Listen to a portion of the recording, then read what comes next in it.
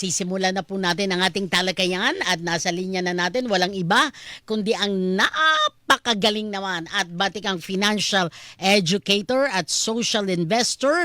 Walang iba kundi si Professor Vince Rapisuraf. Prof, good morning! Good morning! Ay, buenos dias! O, Buenos diba? Nandito ako sa dias! Madrid, I Spain know, ngayon. di ba? Sabi ko, nasaan daw si Professor? Nasa Espanya. Oo nga.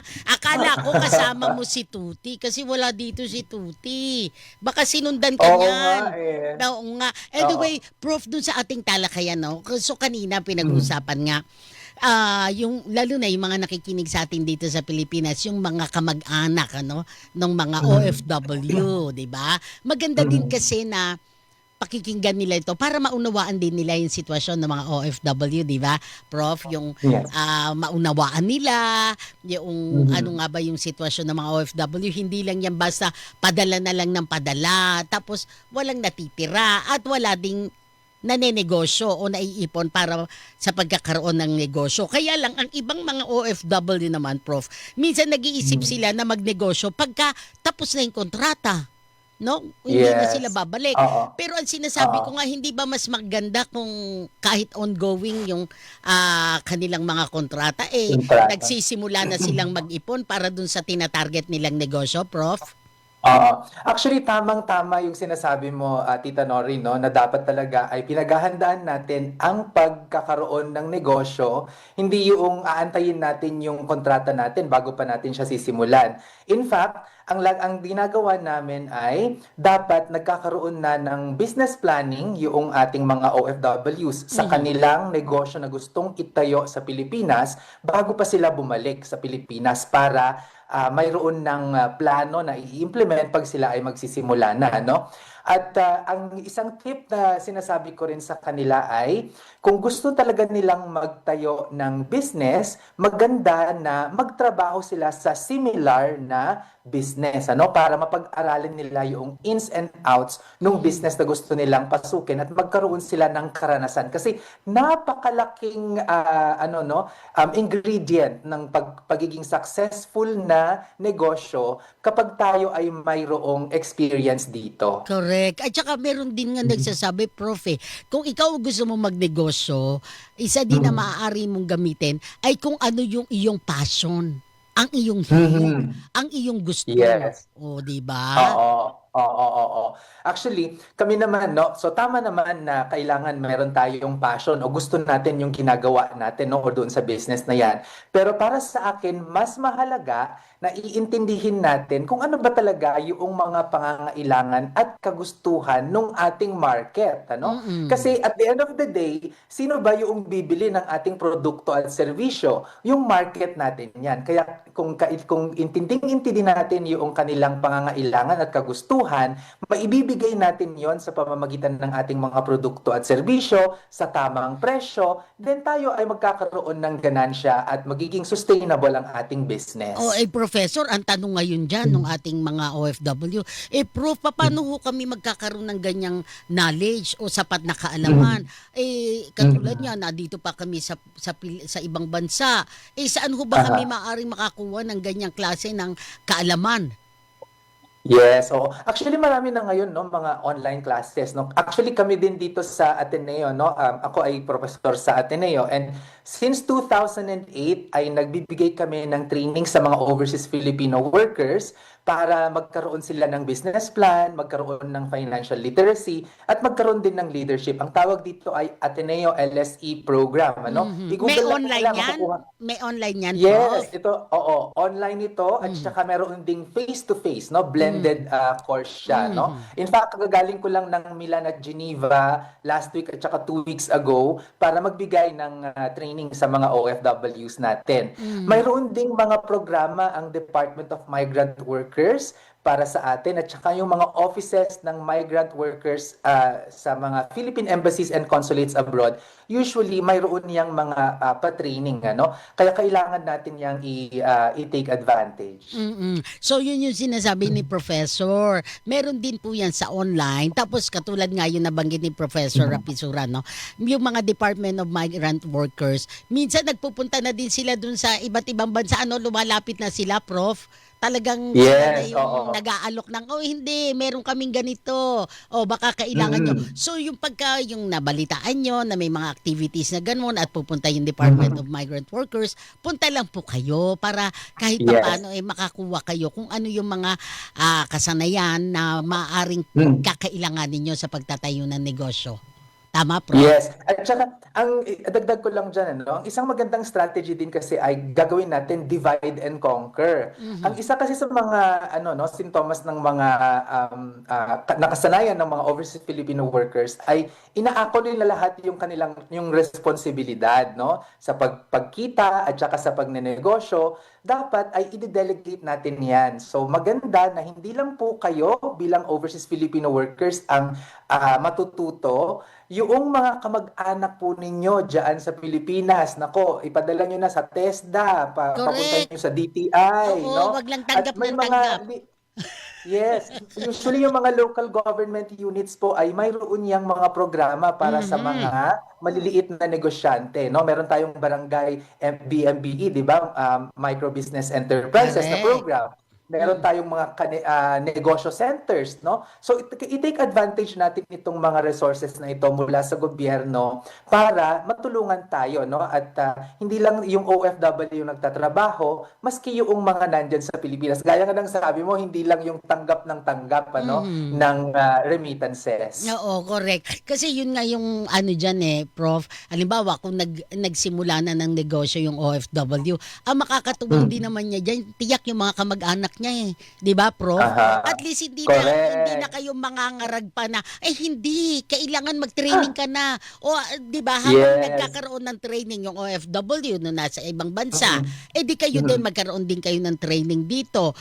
Libre naman po ang training sa TESDA. So, sabay kayong Mhm. nag-grow, 'di ba?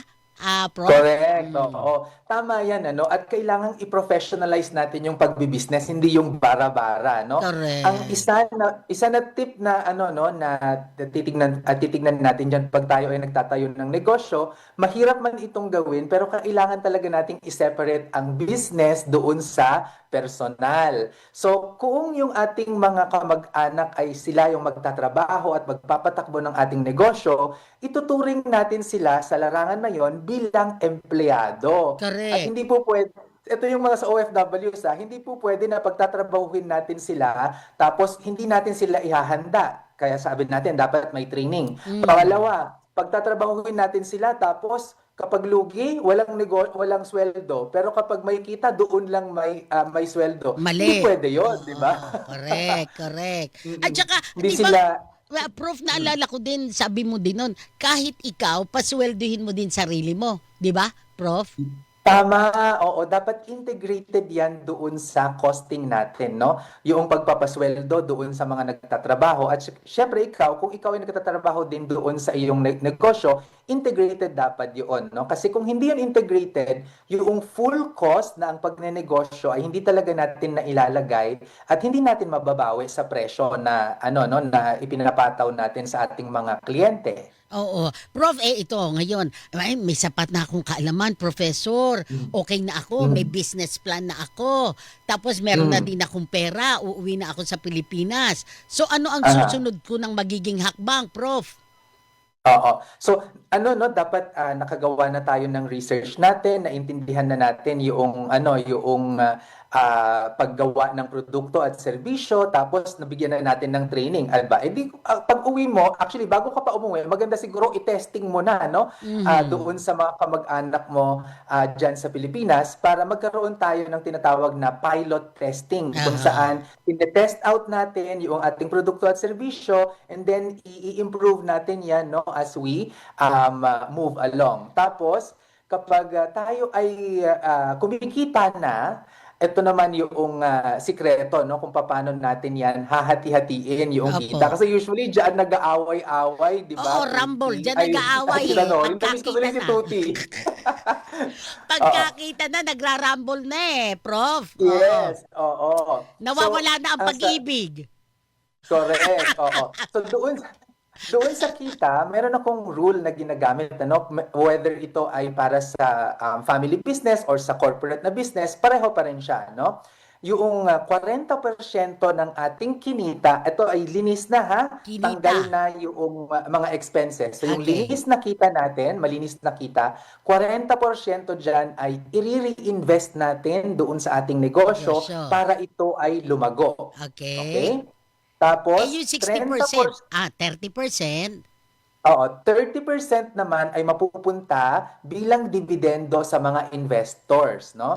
Yung Oo. mga investors kasi ito yung mga nagbigay ng kapital at hindi nagtatrabaho, no, doon sa business. Oh, pero Yung kung natitirang 30% oh, pero ay sorry Prof. Pero kung sole proprietor, kumbaga sarili ko lang siya na negosyo. So akin yung oo. 30%. 'Di Yes, ba? oo. Sa Okay. iyo yung 30%, 30%. ano? Tapos kapag ikaw ay may empleyado, kunwari yung mga kamag-anak mo, ano, yung 30% ng kinita ay dapat paghahati-hatian ng mga empleyado depende sa kung ilang oras o ilang araw yung kanilang ibinigay na trabaho sa buong taon. So Mm. proportional dapat siya para Ah. mabigyan ng reward yung mga So nagtatrabaho, parang no, yan yung sa bonus. Yes, Oo. oo. So Yan yung kumbaga panggagalingan ng iniipon mo na performance na din yon, bonus. Prof. Ano yun? Iniipon mo na din sa simula pa lang. Yun Oo. pang reward mo. Oo, yun. Nasa net income mo yun eh. So, dapat naitatabi mo rin yan. Ano? So, Mm. dapat talaga handa ka na meron kang maibibigay at the end of the year. Ayan. Prof, Mm. meron namang mga nagtatanong, yung ibang mga OFW, wala silang hilig sa negosyo, no? Yung, siguro Mhm. yung iba natatakot. So ano naman daw Yes. yung pupwede nilang gawin, pero gusto din nilang magkaroon ng income? For Ayan example, na. yung Mamaya, tinatawag na i-discuss nung investment. Oo. Yun lang nga sasabihin ko eh. Ang Oo. pinakauna ng investment dyan, i-discuss ni Sir Jack mamaya, no? Yung Correct, next. correct. Yung Pag-ibig MP2. MP2, no? Correct, So, correct. isa yan sa mga pwedeng nating gawin. Pero maganda rin maglagay tayo at i-boost natin yung ating SSS para magkaroon tayo ng maayos na retirement. Mm. Meron kasing tinatawag na My Pension Booster ang Oo. SSS, ano? Mm. Parang Yes. MP2 So, yun. parang MP2 din ata ito, no, Prof? Yes, oo, parang MP2 din pero for retirement naman, no, yung Mm. yung ating paglalagyan yan, no. Mhm. So kapag ano naman Tita Nori, no, kapag investment yung pinag-uusapan, meron naman akong framework na ginagamit diyan, ano.